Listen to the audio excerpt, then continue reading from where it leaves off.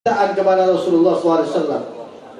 Kita berharap termasuk di dalam mereka yang disabdakan oleh Rasulullah, min asyaddi ummati li hubban nasun yakununa ba'di yawaddu ahaduhum law ra'ani bi ahlihi wa malih.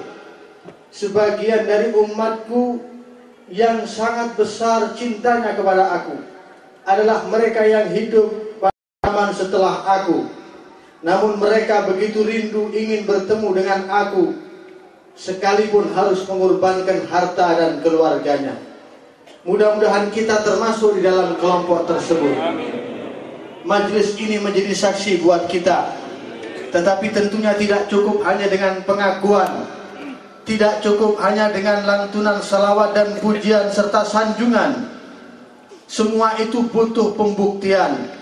Rasulullah SAW bersabda, "Mathali wa mathalu ma ba'athani Allah Ta'ala bihi kamathali man bana dara wa ja'ala fiha ma'dubatan wa ba'atha da'iya faman ajaba da'iya dakhala ad-dar wa akala minal ma'dubah wa man lam yujib ad-da'iya lam yadkhul ad-dar wa lam ya'kul minal ma'dubah fad-da'i fad-dar al-jannah والداعي محمد صلى الله عليه وسلم فمن أطاع محمدا فقد أطاع الله ومن عصى محمدا فقد عصى الله ومحمد فرق بين الناس." Perumpamaanku dengan ajaran yang aku bawa ibarat orang yang membangun sebuah bangunan istana yang megah dan mempersiapkan hidangan di dalamnya yang nikmat dan lezat. Lalu dijadikan seseorang sebagai pengundang di depan pintunya, memanggil setiap orang yang lewat untuk ikut bergabung masuk ke dalam bangunan mewah itu dan menikmati hidangan di dalamnya. Barang siapa yang mau memenuhi panggilan dan undangan orang tersebut, maka ia pasti akan masuk ke dalam gedung istana yang mewah itu dan akan menikmati hidangan di dalamnya. Tetapi yang tidak mau memenuhi panggilannya, maka ia tidak akan bisa masuk dan menikmati hidangan di dalamnya. Istana itu adalah surga. Pengundang itu adalah Nabi Muhammad SAW yang mengundang kita ke dalam surga dengan ajaran-ajarannya, dengan syariatnya, dengan sunnah-sunnahnya yang ditata sedemikian rupa. Barang siapa yang taat kepada Nabi Muhammad, berarti ia taat kepada Allah. Barang siapa yang membangkang melanggar Nabi Muhammad, berarti ia melanggar dan membangkang Allah Subhanahu wa ta'ala. Hati-hatilah orang yang berani-beraninya membangkang daripada Rasulullah SAW. Allah telah mengingatkan, "Falyahzaril ladzina yukhalifuna an amrihi an tusibahum fitnatun aw yusibahum adzabun alim." Hati-hati orang yang berani menyimpang dari ajaran Rasulullah, membangkang Rasulullah, melanggar ajaran Rasulullah SAW, maka ia akan terkena fitnah, ujian dari Allah dan azab yang pedih kelak di neraka. Na'udzubillahi min dzalik. Lihat tadi dari untaian mutiara kalam Al-Habib Ali bin Muhammad Al-Habashi radhiyallahu anhu.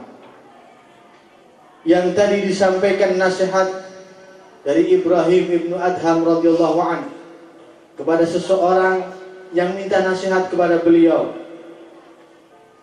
Orang ini berkata, "Saya orang yang sudah bermaksiat kepada Allah. Wahai Abu Ishaq, berikan aku nasihat." Imam Ibrahim ibnu Adham berkata kepadanya, "Saya akan berikan nasihat kepadamu. 5 perkara pegang teguh. Pertama, kalau kamu mau bermaksiat kepada Allah, maka jangan kamu makan rezekinya Allah." Dia bilang, "Bagaimana mungkin akan kami lakukan?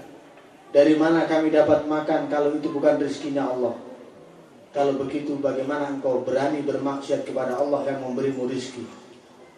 Dan yang kedua, kalau kamu mau bermaksiat kepada Allah, jangan kamu menempati buminya Allah. Cari bumi lain. Jangan menempati buminya Allah.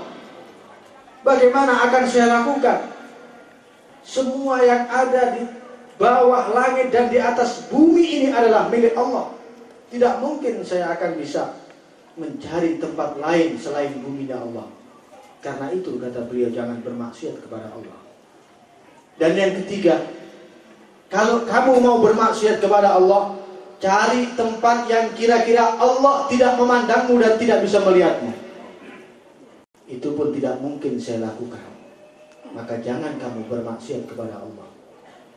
Dan yang keempat, kalau kamu mau bermaksiat kepada Allah, maka nanti kalau Israel datang mau mencabut nyawamu, bilang kepada Israel, wahai Israel, tunda, jangan kau cabut dulu nyawaku. Beri aku kesempatan untuk bertaubat, untuk melakukan taat, untuk memperbaiki amalku. Tentu itu tidak mungkin, karena kalau sudah ajal tiba, tidak akan bisa dimajukan ataupun ditunda sedetik pun. Dan yang kelima, kalau kamu mau bermaksiat kepada Allah, nanti di akhirat, kalau kamu digiring ke neraka oleh para malaikat Zabaniyah, coba kamu jangan mau ikut digiring ke neraka. Ia pun berkata, tidak mungkin saya mampu melawan malaikat. Karena itu jangan coba-coba kamu bermaksiat kepada Allah Subhanahu wa ta'ala. Walhamdulillah, insya Allah menjadi satu pertanda yang baik. Allah hadirkan kita di majelis ini. Ini adalah satu kesempatan emas buat kita